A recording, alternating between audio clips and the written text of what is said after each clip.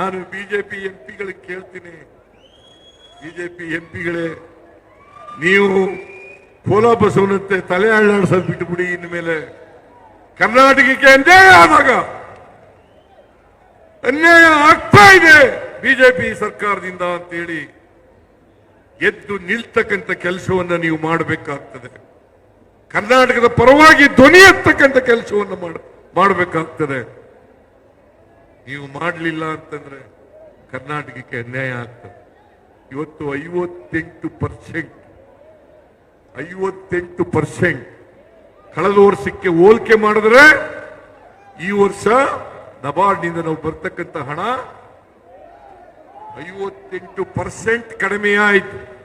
58% ಕಡಿಮೆ ಆಯಿತು. 4.5% ನಬಾರ್ಡ್ ಕೊಡ್ತದೆ. ನಾವು ರೈತರಿಗೆ 5 ಲಕ್ಷದವರೆಗೆ ಶಾರ್ಟ್ ಟರ್ಮ್ ಲೋನ್ಗೆ 0% ಇಂಟ್ರೆಸ್ಟ್, 4% ತಕೊಂಡು 0% ಇಂಟ್ರೆಸ್ಟ್ ಕೊಡ್ತಾ ಇದ್ದೀವಿ. 5 ರಿಂದ 15 ಲಕ್ಷದವರೆಗೆ, 5 ರಿಂದ 15 ಲಕ್ಷದವರೆಗೆ ಕೇವಲ 3% ಬಡ್ಡಿಯನ್ನು ವಸೂಲು ಮಾಡ್ತಾ ಇದ್ದೀವಿ.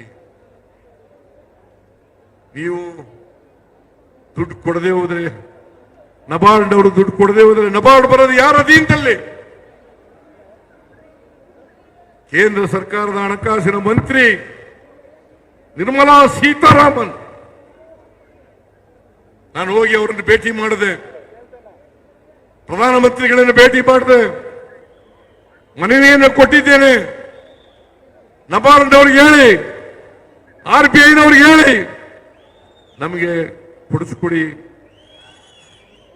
5,600 ಕೋಟಿ ರೂಪಾಯಿ ಕನಿಷ್ಠ. ನಾವು ಇನ್ನೂ ಹೆಚ್ಚಾಗಿ ಕೇಳಿದ್ದೀವಿ. 5,600 ಕೋಟಿನಾದ್ರೂ ಕೂಡ ಹೋದ್ ಸಾರಿ ಕೊಟ್ಟಿದ್ದಂತ ಹಣವನ್ನಾದ್ರೂ ಕೊಡಿಸಿ. ಕೊಡ್ಲಿಲ್ಲ. ದೇವೇಗೌಡರು ಇವತ್ತವರಿಗೆ ಬಾಯಿ ಬಿಟ್ಟಿಲ್ಲ. ಇದು ರೈತರಿಗೆ ಮಾಡ್ತಕ್ಕಂಥದ್ದು ಅನ್ಯಾಯ ಅಲ್ವಾ? ರೈತರಿಗೆ ಮಾಡ್ತಕ್ಕಂಥ ದ್ರೋಹ ಅಲ್ವಾ? ಇದನ್ನ ಕೇಳಿದ್ರೆ ನಾವು ಭಾರತೀಯ ಜನತಾ ಪಕ್ಷಕ್ಕೆ ಅಟ್ಯಾಕ್ ಮಾಡ್ತೀವಿ, JDSಗೆ ಅಟ್ಯಾಕ್ ಮಾಡ್ತೀವಿ. ಸಿದ್ದರಾಮಯ್ಯ ವಿನಾಕಾರಣ ಬಿಜೆಪಿಗೆ JDSಗೆ ಟೀಕೆ ಮಾಡ್ತಾರೆ. ಇದು ಟೀಕೆ ಅಲ್ಲ.